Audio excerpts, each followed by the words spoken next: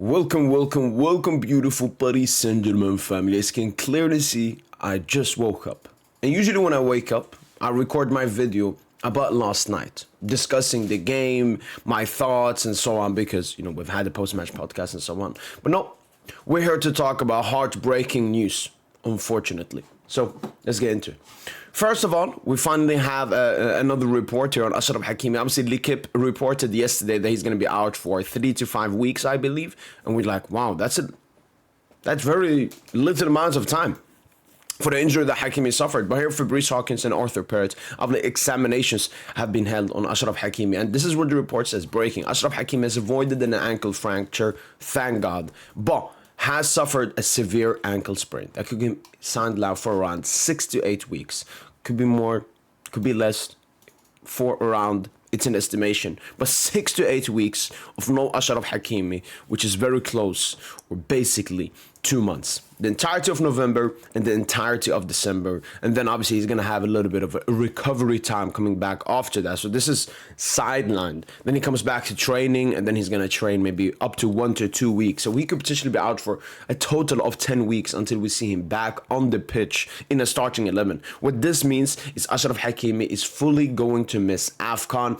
AFCON starts in the middle of December and ends in the middle of January. Towards the end of January, Achraf Hakimi will unfortunately be missing the entire AFCON tournament. Maybe the only thing he could do, if he gets a little bit of a speedy recovery, he could maybe join the Moroccan national team mid-tournament. But that's something that, from the Paris Saint Germain perspective, I wouldn't want. But if Hakimi really wants to do that, I completely understand him. AFCON is a huge tournament for him, for Morocco. The tournament is going to be played in Morocco as well. So I completely understand if Achraf Hakimi wants to make himself available for that tournament. Achraf Hakimi was still going to be away from us due to AFCON, so it's like a half injury. He's going to be away for the less amount of time for us. But this means we're going to be without Achraf Hakimi for the entirety of November and the entirety of December, mid-December, until the season comes to a halt, and then we should have him back for the end of January, the beginning of February, which is absolutely great news because it could have been worse.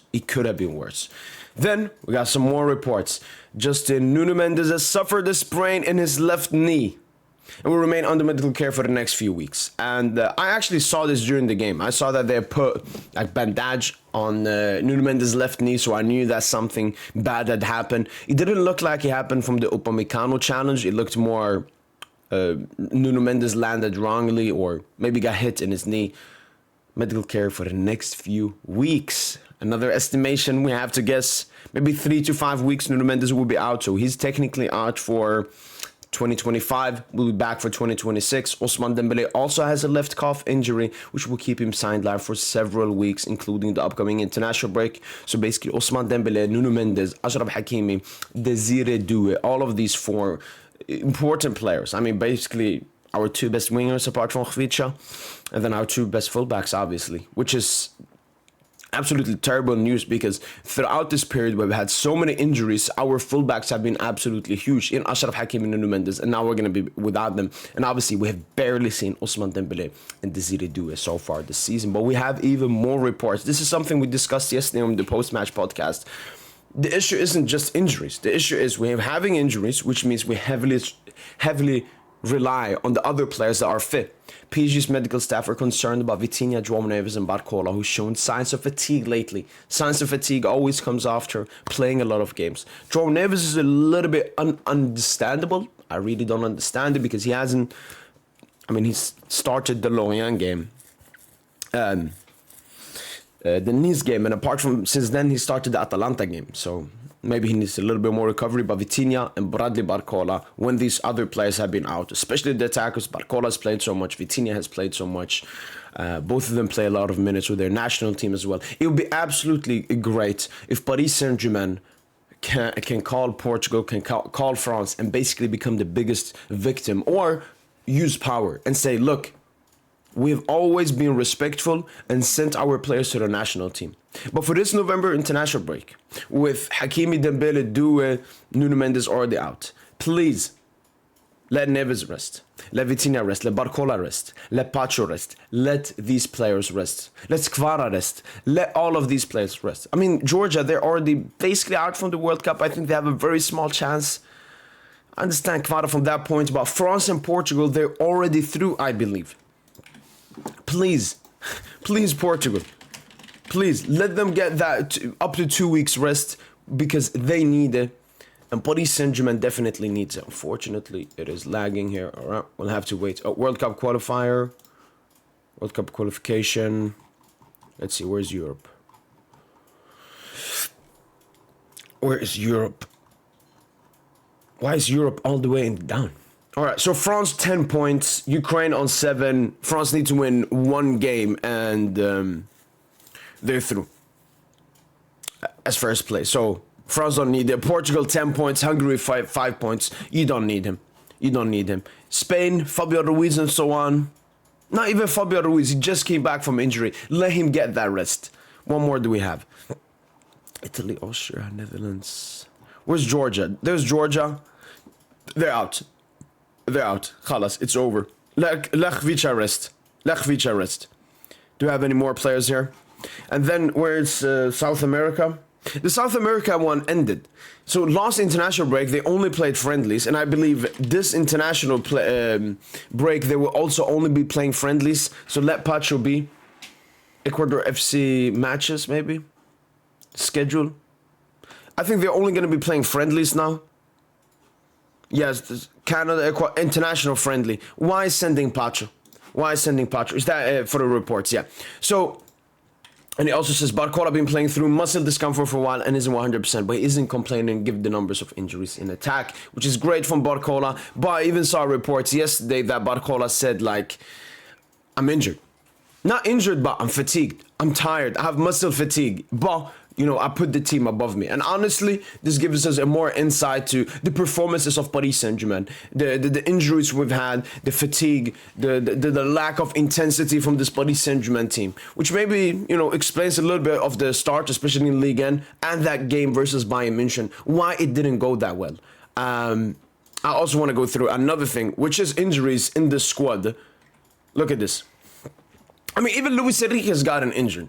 Even Luis Enrique has gotten injured in that bicycle accident. So Lucha's been injured. None of the goalkeepers have been injured. Hakimi been injured. Beraldo been injured. Marquinhos been injured. Nuno now injured. Fabian been injured. Vitinha is basically muscle fatigue. Warren, has he been injured? I don't know. I don't think so. Neves been injured. Kang been injured. Due been injured.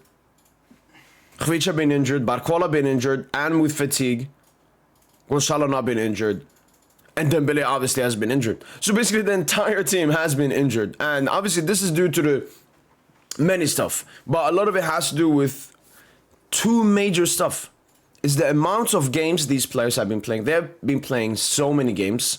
If you look at the season, last season, Ligue 1, Coupe de France, Trophée du Champion, Champions League, and then you have the Club World Cup. But secondary as well is going back into the season. Because I remember last season, they were talking about Paris Saint Germain were going to...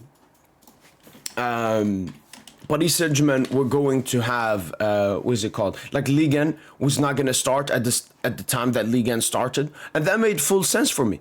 Why would Ligue 1 start later, you know, because of this situation? And I really didn't understand why Ligue 1 didn't postpone the start of the season for Paris Saint Germain because of the season that we had. We can later on play, you know, 2 games in a week or something. And yes, maybe teams and people will say, oh, they're doing this for PSG, they're doing this for PSG and so on. But I couldn't care less because this team needs to be protected. You know, we had such a great year last season and it's so unfortunate what's happened to us. It's a bad thing for Paris Saint Germain. It's a bad thing for the league. Nobody likes this kind of stuff. So I don't really know why why Ligue 1 didn't postpone any games for us. It feels really weird and, as I said before, ununderstandable. I really don't understand it. I'm actually trying to find a report here, which is the secondary thing I want to come to on why. You know, the injuries and so on. And here it is, because I had it in a video right here. Can't remember, I have the reports. It's very hard for you guys to see the picture right here. Maybe Let me do that. So as you can see, there's Paris Saint Germain, Chelsea, Madrid, City. Teams that have this season and played in the Club World Cup. The green one, you can see with the number, is just rest after the Club World Cup until the season began. So Paris Saint Germain had 22 days of rest, Chelsea had 20, Madrid had 20, and City had 25. So it wasn't days of rest. Those teams have obviously also had some injuries here and there, but nothing like Paris Saint Germain. So what we can clearly see is it's not the Club World Cup. It's not playing in the Club World Cup. Obviously, we had a more intense this season. We went all the way into the Champions League final, but it's not really that. It's something more. Look at the other numbers. City 19, Madrid 19, Chelsea 13, but they have, you know, an insane squad depth and are not competing at the level we're competing. And then Paris Saint Germain 7. And what do you think that is? Pre-season sessions. Basically training going into the season. But because we had the UEFA Super Cup game, which was the first game of the new season, Paris Saint Germain had to come back and only have 7 days of training. 7 days of training, whilst the team that we faced in Tottenham Hotspurs had 7 pre-season games going into that UEFA Super Cup game between the two clubs. UEFA Super Cup, I think a week later, Ligue 1 started, game in, game out. I think the only injury maybe that isn't that much about this is a little bit Dembele, because he was injured in the Club World Cup, didn't play that much. But obviously Dembouz, it's been Deschamps in the Nations League. And even yesterday, it was a complete mistake, in my opinion, by starting Ousmane Dembele. It was the wrong assessment from the medical team and the medical staff. And now we sit here, and what I want to say, because I got a chat from, you know, one of the big PSG supporters on Discord. We discussed the situation a little bit. What I want to say is this. I don't want to make any excuses. I know this is a very, very difficult situation to be in. It's a very unlikely position for anyone to be in. I mean, I can't remember the last time a team was this injury-ridden like Paris Saint Germain. Some of them have been due to us not playing too many games, but some of them are just unfortunate. Like when the Zidane got injured versus Lorient, that has nothing to do with overplaying and not having enough rest. Hakimi's injury, that had nothing to do with overplaying and no rest. That's just a bad tackle, bad timing. Hakimi's legs gets under it, and he's injured.